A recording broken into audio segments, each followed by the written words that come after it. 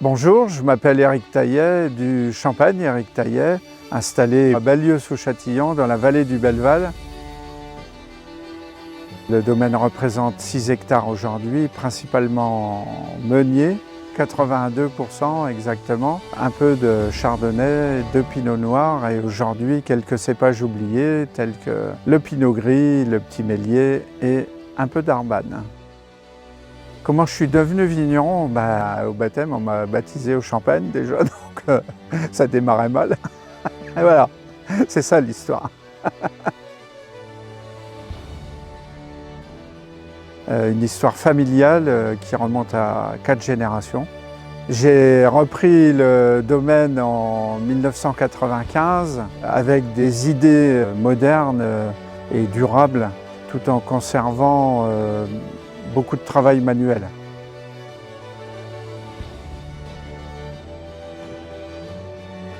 La majorité de nos cuvées sont en monocépage de meunier. Et pour moi, c'est le meilleur raisin de la Champagne.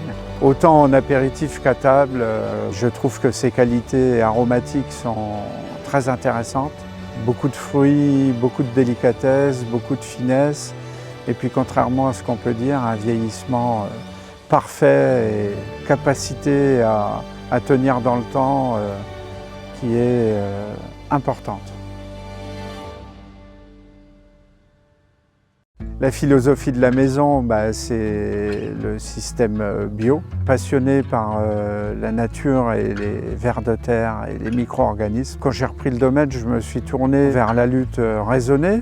Moins de traitements, moins d'interventions. Et puis on est arrivé à la certification HVE-VDC parce que ça m'intéressait. Et puis rapidement, on s'est tourné vers le système bio, la biodynamie, les plantes, les infusions, les macérations, quelques solutions toutes prêtes, mais toujours à tendance biodynamique. Je le fais sur le terrain, mais sans demander la certification, parce que je veux y apporter quelques variantes personnelles et adaptées à mon vignoble, et puis peut-être adaptées au meunier, encore plus. Quand j'étais très jeune, enfant, j'allais déjà aux vignes avec mes parents. Dans les coteaux de vigne, il y avait beaucoup d'arbres. C'était fabuleux, c'était varié. J'ai envie de réintégrer cette notion d'arbre dans mes vignes.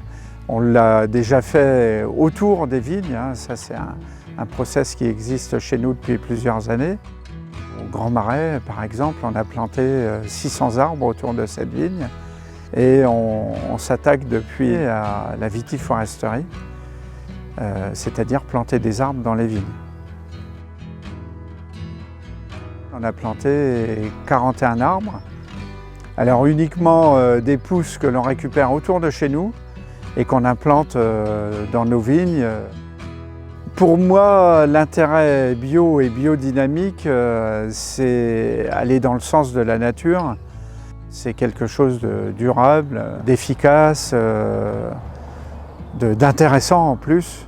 Je trouve qu'on obtient des résultats plus nets, plus précis. On a trouvé un réel changement sur la texture, la finesse des bulles, les parfums. Démarrer tout ça à la vigne, c'est une évidence.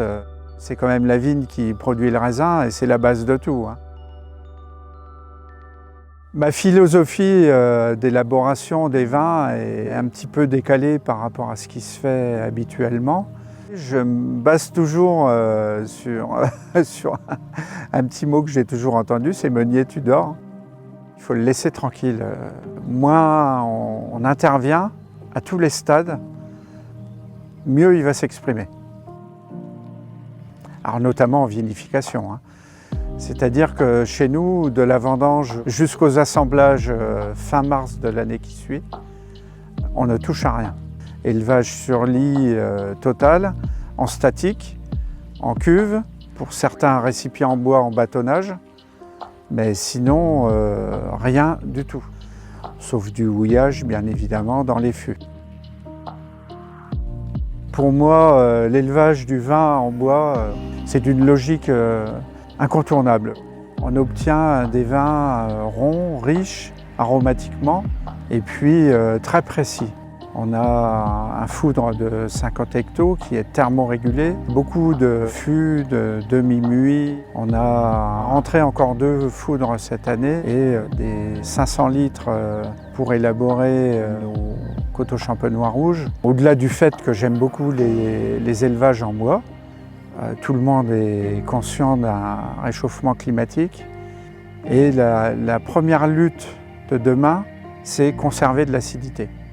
Et le bois y participe activement.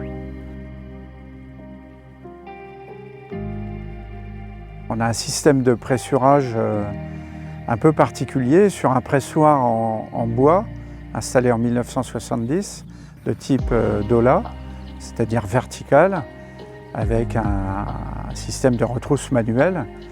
Sur nos cuvées, on obtient au maximum 17 hectos de jus, avec une seule retrousse et non pas 2 retrousses. L'avenir du domaine Éric Taillet, c'est le fait de passer la main à mes enfants avec leur technique d'aujourd'hui et leur technique d'avenir.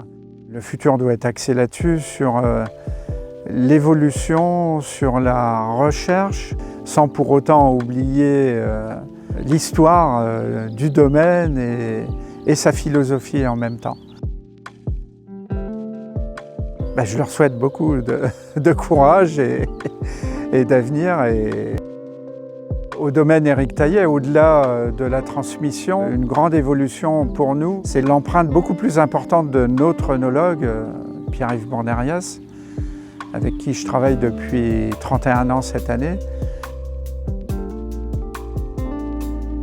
Le but, c'est vraiment de former une équipe soudée avec une philosophie commune. Ça va nous permettre de continuer et de faire évoluer cette grande philosophie meunier. Donc pour moi, tout ce qu'on fait aujourd'hui, c'est des déductions simples d'une carrière et des essais. On fait des essais tous les ans dans tous les domaines, dans les vignes, en cuverie, pour élaborer des grands vins de meunier.